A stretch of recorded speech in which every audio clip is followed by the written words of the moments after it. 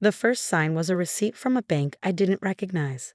It had fallen out of Mark's jacket pocket when I was doing laundry, something he'd specifically told me not to do anymore because he'd handled his own clothes. But old habits die hard after 15 years of marriage. First National Bank of Charleston. We lived in Portland. We didn't have accounts in Charleston. We didn't even know anyone in Charleston.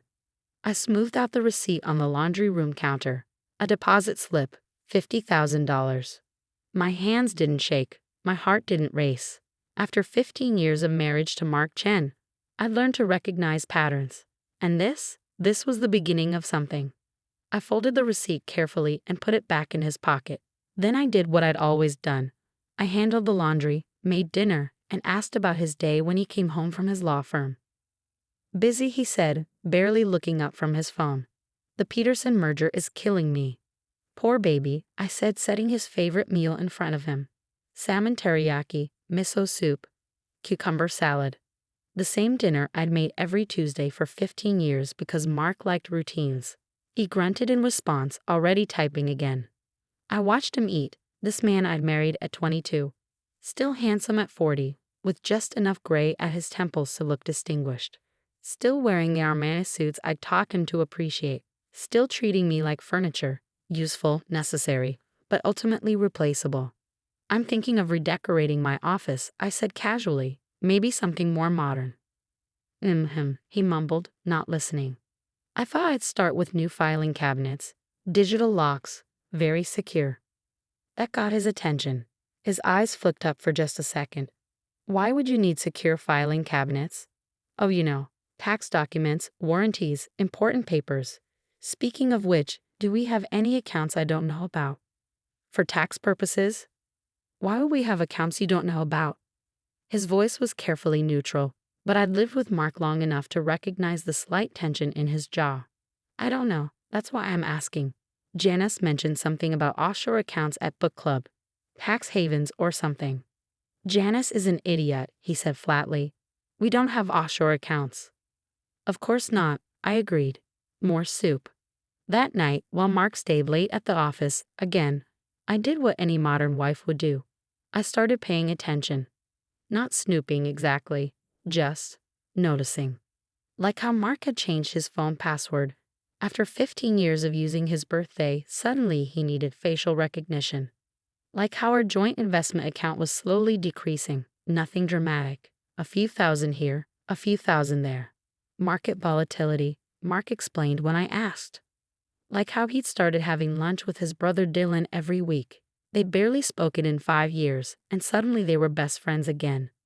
Like how he'd insisted on handling all our finances himself. You focus on your little business, he'd said about my interior design firm. Let me worry about the real money. My little business that I'd built from nothing. My little business that now had 3 employees and a client list that included half the Fortune 500 companies in Portland.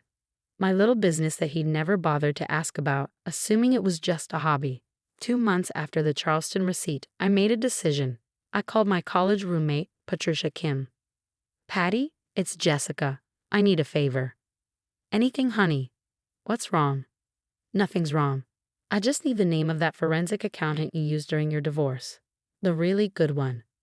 Silence. Then, oh honey, is Mark? I don't know yet. That's what I need to find out. She gave me the name. Hannah Reeves. She's expensive, Patty warned, but she finds everything. And I mean everything. Good, I said. That's what I need. I met Hannah at a coffee shop downtown, far from Mark's office. She was younger than I'd expected, maybe 35, with sharp eyes behind designer glasses. Mrs. Chen, she said, shaking my hand firmly. Patricia told me you might need my services. I think my husband is hiding assets, I said without preamble. I need to know what, where, and how much. What makes you think he's hiding assets? I told her about the receipt, the changed passwords, the decreasing accounts, the sudden brotherly bonding. Hannah nodded. Classic signs. How long have you been married? 15 years. Kids? No, we tried for years, but I shrugged. Mark said it was for the best. Less complicated. For him, certainly. Prenup? No, we were young and in love. Mark was just starting law school. Which you pay for? I blinked. How did you know? You mentioned you have your own business. Successful women who marry young often support their husbands through school. Let me guess. He promised to support you once he made it big. Something like that. And did he?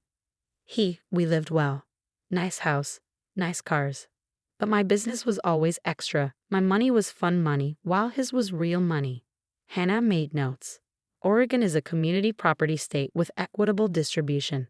Everything acquired during marriage is split fairly, not necessarily equally. But hidden assets, that changes things. Judges don't like spouses who hide money. So you'll help me. I'll do better than help. I'll find every penny he's trying to hide. But Mrs. Chen, I need you to understand something. Once we start this, we're committed. And you need to act completely normal. Can you do that? I've been acting normal my entire marriage, I said. I'm very good at it. For the next 4 months, I became the perfect wife. I cooked Mark's favorite meals. I attended his firm's functions, smiling and charming partners. I decreased my work hours, telling everyone I wanted to focus on my marriage. Meanwhile, Hannah worked her magic. The Charleston account, just the tip of the iceberg. Mark had been systematically moving money for almost a year.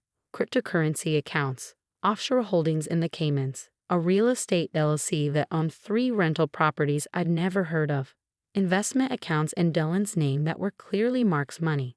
He's been planning this for at least 18 months, Hannah told me during one of our coffee meetings. The transfer started small, testing to see if he'd notice. When you didn't, he got bolder. How much? So far, about 2.3 million moved out of traceable accounts. But Jessica, that's not the interesting part. What's the interesting part? He's been billing extra hours to clients and pocketing the difference. The firm doesn't know. That's embezzlement. I stared at her. He's stealing from his own firm. About $500,000 over 2 years. Small amounts, hard to notice unless you're looking. But it's there. Why would he risk his career like that? Hannah gave me a pitying look. Because he thinks he's smarter than everyone else. Because he's never faced consequences. Because he genuinely believes you're too stupid to catch him. That night, Mark came home with flowers. Roses. I hated roses. They reminded me of funeral homes. But Mark had never bothered to learn my favorite flower in 15 years of marriage. What's the occasion? I asked, putting them in water. Can't a man bring his wife flowers? Of course. I kissed his cheek. They're beautiful. He pulled me close, nuzzling my neck. I was thinking we should take a vacation. Just the 2 of us. Maybe Europe? That sounds wonderful. When? Next month. I can clear my schedule. Next month, right when Hannah predicted he'd make his final moves. Perfect, I said. I'll start looking at hotels. He smiled, that boyish grin that used to make my heart flutter. Now it just made me sad. When had he become this person? Or had he always been this person, and I'd just been too young and in love to see it? Over the next few weeks, Mark became the husband he'd never been. Attentive, affectionate, present. He brought flowers, took me to dinner, even asked about my business. You know, he said one night over wine, I've been thinking, maybe you should take a break from work. We have plenty of money. You could focus on other things. Other things? Travel, hobbies, whatever makes you happy. My work makes me happy. His jaw tightened slightly.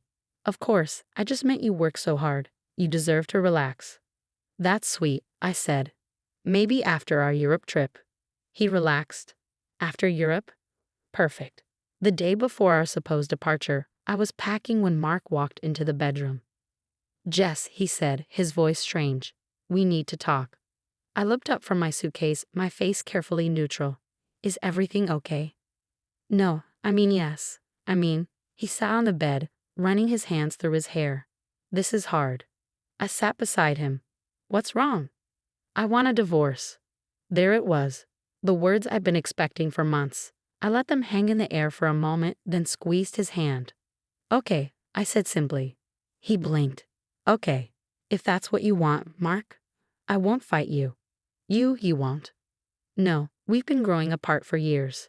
If you're unhappy, then yes, let's divorce. He stared at me like I'd grown a second head. This clearly wasn't going according to his script. I've already spoken to a lawyer, he said carefully. Drew up papers. I think we can do this amicably. Of course. Should I get my own lawyer? If you want, but really, we can keep this simple. Split things down the middle. Down the middle of what remained after he'd hidden everything he meant. That sounds fair, I said. When do you want to do this? I thought, tomorrow. We can meet at my lawyer's office. Perfect. What time? He named a time. I nodded. Then I went back to packing. You're still packing? He asked. Well, I assume the Europe trip is off, but I might take a solo vacation. Clear my head. Right. Of course. He stood awkwardly. Jess, you're being very calm about this. Would you prefer if I cried? Screamed? Threw things? No. No, I expected more of a reaction. I'm 40 years old, Mark. We've been married 15 years. If it's not working, it's not working. No point in dramatics. He left the room looking distinctly unsettled. That night, I called Hannah. Tomorrow. His lawyer's office at 2 p.m. Perfect. I'll see you in court. The next day, I dressed carefully. Not the designer suit Mark would expect, but a simple dress I'd bought off the rack. Understated. Forgettable. The kind of thing a stupid wife would wear to her divorce proceedings. Mark's lawyer's office was exactly what I'd expected. All leather and dark wood, designed to intimidate. Mark was already there with his brother Dylan and his lawyer, Richard Steinberg. Jessica, Richard said smoothly. Thank you for coming. As Mark explained, we're hoping to keep this simple. Of course, I said. I just want what's fair. Excellent. I've drawn up a preliminary agreement. Basically, you'll split all marital assets equally. He pushed a stack of papers toward me. I pretended to read them, though Hannah had already walked me through what would be there. A list of assets that conveniently excluded everything Mark had hidden. This seems incomplete, I said. Incomplete? Richard frowned. Well, I don't see the Charleston accounts. Mark went very still. Or the cryptocurrency holdings. Or the Cayman accounts. Or the rental properties in the LLC. I don't know what you're talking about, Mark said, but his voice had gone up an octave. Really? That's strange. I pulled out my phone. Because I have screenshots of you texting Dylan about, what was it? Making sure the stupid bitch gets nothing. Dylan's face went white. I believe that's inadmissible, Richard started. In court, maybe, but we're not in court. We're just having a friendly conversation about divorce terms. Jess, Mark said, trying for reasonable. I don't know what you think you know. I know about the $2.3 million you've moved in the last year. I know about the embezzlement from your firm. That's slander. Richard interrupted. No, that's facts, which I've documented extensively, with the help of my forensic accountant. Right on cue, the door opened. Hannah walked in, followed by my lawyer, Catherine Walsh, one of the best divorce attorneys in Oregon. Gentlemen, Catherine said pleasantly, I believe we need to discuss the real terms of this divorce. This is an ambush, Richard sputtered. No, I said. This is consequence. Mark spent a year planning to leave me with nothing. I spent 4 months making sure he couldn't. Hannah opened her briefcase and began laying out documents, bank statements, transfer records, screenshots of texts between Mark and Dylan discussing hiding assets, records of the embezzled funds. As you can see, Catherine said, Mr. Chen has systematically defrauded both his wife and his employer. Now we can handle this 2 ways. We can go to court, where all of this becomes public record. His firm finds out about the embezzlement. The IRS finds out about the tax evasion on those hidden accounts. The state bar finds out about the ethical violations. Or, Richard asked weakly, or Mr. Chen agrees to a more equitable distribution. Say 75% of all assets hidden and declared to my client, plus alimony, plus covering all legal fees. That's extortion, Mark exploded. No, I said quietly. That's the price of thinking I was stupid. You texted your brother that you'd leave me with nothing. You bragged about how I'd never figure it out. You called me a stupid bitch who was only good for cooking and cleaning. I never. February 15th, 3:47 p.m. Hannah read from her notes. She's so pathetic, still cooking my favorite dinners while I'm moving money, like a dog that doesn't know it's about to be put down. I'd cried when I first read that text. Now I felt nothing but cold satisfaction. March 22nd, 1:15 p.m. The stupid bitch actually asked about accounts. Fed her some bullshit about market volatility. She bought it because she buys everything. Can't wait to see her face when she realizes she's getting nothing. Stop, Mark whispered. April 10th, 5:23 p.m. Dylan, I'm telling you, she has no idea. Probably planning what to cook me for dinner while I'm planning my escape. God, I can't wait to be free of her pathetic neediness. Each word was a nail in the coffin of Mark's plan. You were watching me, Mark asked. No, you were sloppy. You used your work phone for personal texts. Your firm backs everything up. Hannah subpoenaed the records. That's illegal. No, that's discovery, Catherine said, which we would have gotten in the divorce proceedings anyway. We just got a head start. Richard was sweating now. We need to discuss this privately. Of course, Catherine said. But let me be clear. This offer expires when we leave this room. After that, we file criminal charges for embezzlement, IRS notification for tax evasion, state bar complaint for ethical violations, and a very public, very messy divorce that will destroy what's left of Mr. Chen's career. We stepped out. Through the door, I could hear Mark screaming at Richard, at Dylan, at the situation. Good. 20 minutes later, Richard emerged. My client agrees to your terms. All of them. All of them. We spent the next 3 hours hammering out details. Mark would transfer all hidden assets back. I would get 75% of everything. He would pay alimony for 10 years. He would cover all legal fees. And Catherine added, he'll write a letter of resignation to his firm citing personal reasons. No mention of the embezzlement, provided he pays back every penny with interest. Fine, Mark spat. Whatever. Just fine. As we finalized the paperwork, Mark stared at me. How long have you known? Since the day you started, I said. That receipt from Charleston, you left it in your pocket. I do the laundry, remember? The thing I'm too stupid to stop doing. Why did you say anything?